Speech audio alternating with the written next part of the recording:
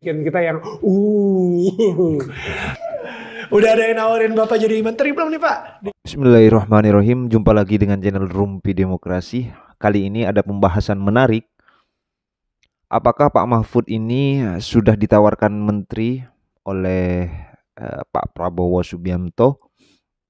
Terus ketika ditawarkan menteri, apakah Pak Mahfud MD ini akan mengambil jabatan menteri tersebut? Seperti apa videonya? Mari kita simak bersama-sama. Begini, apapun latar belakangnya, bagaimanapun caranya, Pak Prabowo itu sudah secara sah terpilih menjadi presiden. Ya kan? Sudah sah. Orang boleh menganalisis itu curang atau apa, itu sudah tidak ada gunanya analisis seperti itu. Sekarang dia udah jadi dan hukum sudah menyatakan, konstitusi mengatakan dia menang. Ya sudah, kita dukung, dan yang ingin saya sampaikan, ya jadilah Presiden Republik Indonesia yang sesuai dengan Undang-Undang Dasar, yaitu untuk mensejahterakan Indonesia, menegakkan hukum, membangun pemerintahan yang baik, itu saja. Gitu. Tidak terlibat dalam kolusi-kolusi yang sering dibungkus dengan pidato-pidato yang tidak ada maknanya. Kadang kalau ini begini, padahal enggak gitu. Nah itu kan tidak bagus. Dan Pak Prabowo, saya selalu mengatakan, Pak Prabowo punya modal untuk itu. Karena dia meskipun banyak di antara kita mempersoalkan kok bisa TNI jadi presiden, dia kan sudah pensiun. Tapi dia punya modal di situ karena dia TNI. TNI itu punya sumpah prajurit yang disebut Sata Marga. Dan biasanya yang paling utama bagi dia biasanya merah putih. Kedaulatan negara, kewibawaan negara, dan seterusnya, lalu kemakmuran, dan seterusnya, dan kejujuran para prajurit mengawal ini. Nah saya kira itu bisa dijadikan modal oleh Pak Prabowo. Karena dia paham betul kalau soal-soal itu. Kalau Pak Prabowo itu kan pinter ya. Pinter, dia bacaannya banyak, mengerti gitu. Dan saya kira dia tahu untuk, ya tahu kalau mau curang juga tahu karena bacaannya banyak tentang kecurangan. Tapi kalau mau jujur juga tahu, karena dia bacaannya juga banyak tentang bagaimana negara-negara itu yang berhasil di dalam kejujuran, kan gitu. Untuk wakil presidennya Pak Gibran, kira-kira Pak Mahfud pengen? Iya, bekerja aja sebaik-baiknya sebagai pembantu presiden lah, semaksimal mungkin. Saya enggak tahu mengukur karena saya belum tahu ya. Kalau Pak Prabowo ukurannya kan udah jelas ya, ukurannya sudah jelas. Kalau Gibran ini kan baru, saya tidak tahu dia harus dititipi apa. Nanti kita lihat aja. Ya titipan kita, bekerjalah sebisa yang Anda kerjakan sebagai wakil presiden, kan gitu aja. Dan tapi standarnya sama, ikuti konstitusi, jangan korupsi, jangan main-mainkan hukum, itu aja. Menurut saya, bagi ilmu saya itu cukup untuk memajukan Indonesia itu. Soal ilmu ekonomi, ilmu teknologi, bangun ini, itu kan nanti bisa sendiri, udah banyak rakyat yang bisa gitu, dikawal dengan hukum, dengan kejujuran pemerintahan, keadilan pemerintahan, itu aja. Deg-degan juga ya saya ngobrol sama Pak Mahfud ya, selalu kayak gini ya, kayak ada sedikit yang tajam-tajam gitu, yang bikin kita yang Udah ada yang nawarin Bapak jadi menteri belum nih Pak di kabinet Prabowo Gibran? Oh enggak, ini gini. Ada orang bicara gitu, Pak Mahfud tuh mau jadi menteri lagi, enggak gini. Saya punya standar etik. Standar etik saya itu begini, politik itu adalah persaingan untuk menduduki kekuasaan. Oleh sebab itu orang yang harus menduduki kejuaraan itu, atau yang lebih berhak menduduki kekuasaan, adalah orang yang berkeringat untuk kemenangan. Ya kan? Nah ini orang yang berkeringat untuk Pak Prabowo kan udah banyak. Nah silahkan saja diatur. Kan kita bisa berjuang dari banyak tempat. Gitu. Yang penting bagi saya, Pak Prabowo tuh menjadi presiden dan benar-benar presiden gitu. Kalau kabinet silakanlah bagi kepada yang menang-menang aja. Kan mereka udah mati-matian juga kan, dan pinter-pinter juga, iya kan? Iya mereka dong, yang harus mendapat perhatian gitu. Tentu kalau situasi politik konfigurasi berubah, terjadi sesuatu, mungkin lain lagi pertimbangannya. Tapi kalau politik normal-normal saja seharusnya ya teman yang menang. Jangan sampai kalau orang sudah berjuang, kalau sudah menang ditendang, ngambil musuh, itu kan tidak etis. Ya. Standar etik saya seperti itu. Ya, dan mereka sendiri juga harus balik modal juga lah Pak. Iya. Itu balik modal lagi koruptif. Kalau kata balik modal itu kata koruptif. Thank you banget Pak Mahfud. Terima kasih banyak. Saya belajar banyak banget. Di dalam peperangan antar dunia sudah pakai itu. Ya. Nah, di situ di buku itu sudah tahun tersebut terjadi perang besar di mana Indonesia sudah tidak ada dan sebagainya. Ada di buku itu memang. Wow. Tapi itu kan novel. Ya. Cerita dari seorang. Jadi kenyataan. Pak Mahfud MD dari awal memang sebagai tokoh nasional, sebagai tokoh politik, dan sebagai tokoh pengamat dan sebagainya. Banyak sekali yang suka dengan cara bagaimana pola pikir Pak Mahfud MD ini. Dari banyaknya itu, banyak sekali penduduk atau masyarakat di Republik ini menyanjung Pak Mahfud MD.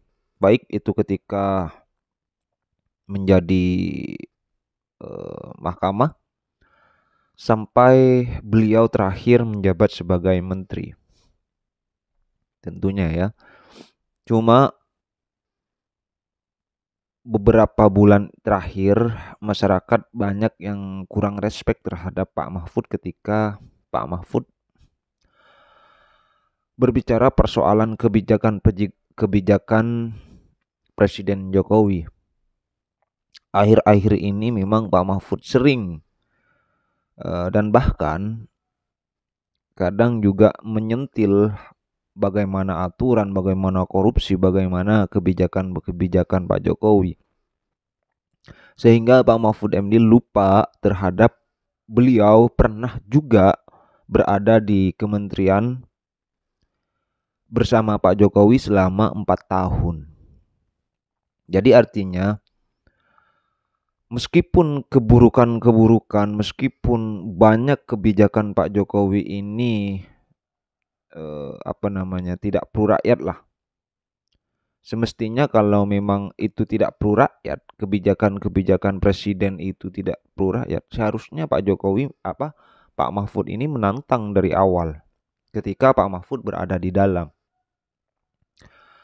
Sekarang Pak Mahfud ada di batasan dan ada di luar, sehingga bagaimana pola pikir Pak Mahfud ini sekarang agak lain dan agak berubah, entah karena memang ada kekecewaan atau ada hal-hal yang lain. Sebut saja ketika Pak Mahfud menjadi wapresnya Pak Ganjar waktu itu di Februari kemarin di pemilihan presiden, sehingga Pak Mahfud juga kehilangan kontrol dan bahkan sering juga nyentil-nyentil Presiden Jokowi. Nah, terkait kebijakan Prabowo Subianto, sebenarnya di podcast ini Pak Mahfud menyinggung persoalan bahwa Indonesia ini akan bubar di tahun 2030.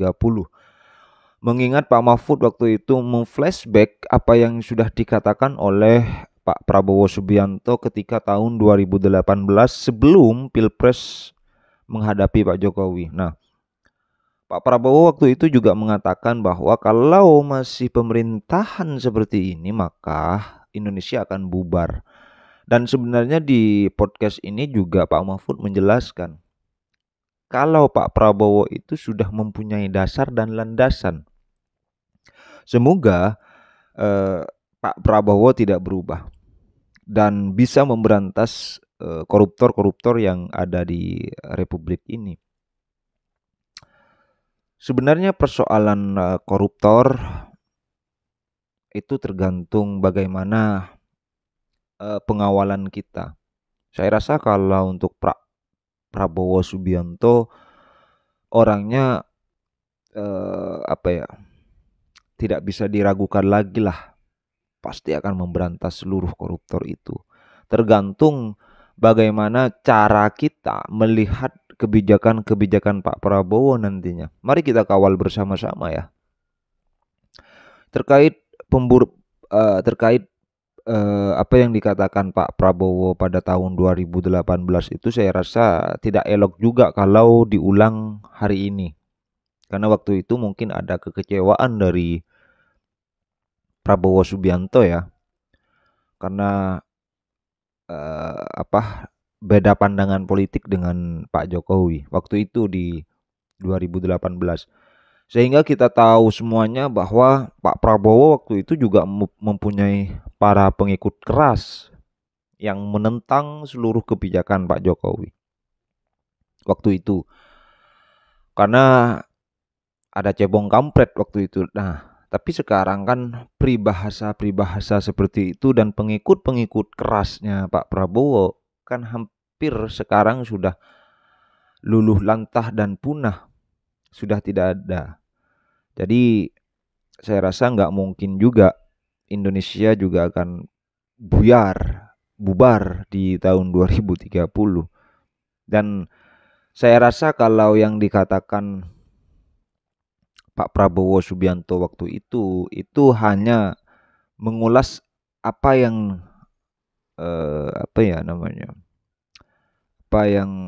diceritakan di dalam novel, ya. Dan pertanyaan dari Daniel tadi bahwa ada nggak penawaran untuk Pak Mahfud dijadikan menteri oleh Pak Prabowo? Dengan tegas dan lugas, Pak Mahfud MD menyatakan sikap bahwa beliau tidak akan berada di kabinetnya Prabowo Gibran karena beliau mengikuti aturan etika konstitusi bahwa yang kalah yang nggak usah cawe-cawe begitu. Jadi artinya jabatan-jabatan menteri itu dikasih kepada orang-orang yang sudah mengawal Prabowo Subianto, mengawal Mas Gibran sampai dia menang, ya. Sehingga Pak Mahfud tidak akan melangkahi orang-orang tersebut. Karena ini karena ini juga tidak elok untuk kepemerintahan gitu, tidak elok kepada Pak Mahfud mungkin. Jadi dengan lantang dan lugas Pak Mahfud MD menyatakan sikap bahwa tidak akan berada di kabinet dan akan memantau pemerintah dari luar. Saya rasa itu jawaban yang sangat baik karena pemerintah perlu juga untuk dipantau, perlu juga untuk dikawal. Jangan sampai pemerintah nanti ini menjadi